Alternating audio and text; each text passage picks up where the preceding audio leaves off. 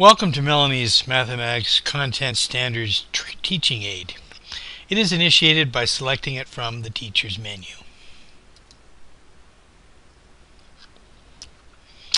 It features similar navigation as a student learning aid, except the answers are provided rather than prompted. First order of business, of course, is to log in.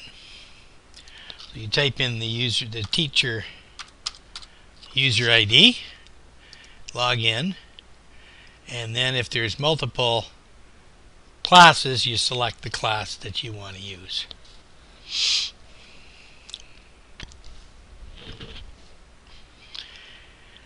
To initiate generation of a problem, a question type is selected. If Surprise Me is selected, as here, then the program randomly selects a category and generates a question. In this case, we'll decide we don't want to save this, and then we'll select one on our own. Upon selecting a category, the list of subcategories are displayed below. And once we select that particular category, then the question is randomly generated.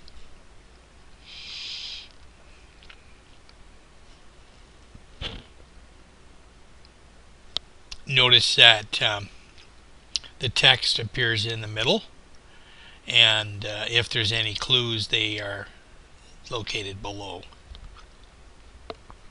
Note the line below the question area indicates the Common Core code that applies to the generated question. The teacher must select either save the question or don't save. Otherwise, if you try to go to another question, it gives you an appropriate message indicating that you've got to do that. So we'll just say we'll save this particular question. The running count in this case is up to 1. Let's add a couple more here.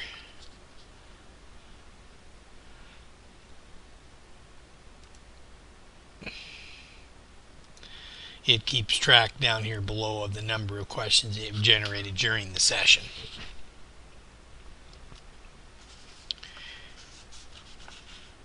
The questions are saved by date, and may be accessed in the reporting facility to create tests or sample questions.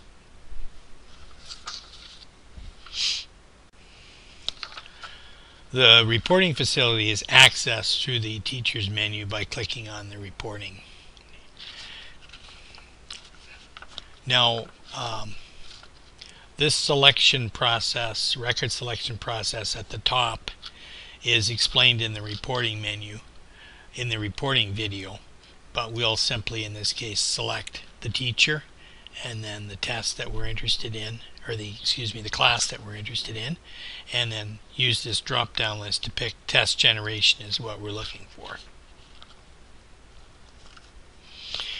And we'll take it by clicking today, puts today's date in. We'll pick an earlier start date so we can get some that were generated earlier.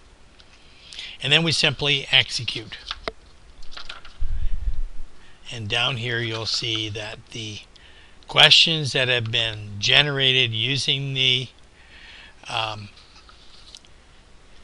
teacher or the teaching aid during the period specified are included in this basically what it amounts to, a test, a list of questions. Now within this list, if for example you wanted to move a particular question, say we can see that there's a total of 33 questions here. If we want to make this question our 29th question, we can simply click on 29 here on the left, and it will move it down to position 29 and move everything else accordingly, renumber everything else accordingly. The other thing we can do here to maybe clean up the test is we've perhaps got a couple of additional questions that we're not interested in having, like question number 10. And we'll just say, well, we're going to take that question out, and it makes you verify that you really want to delete that. And then you'll notice that question 11 now becomes question 10. And then instead of having 33 questions, you now have just 32. So that's the extent of the ability for you to modify the generated test.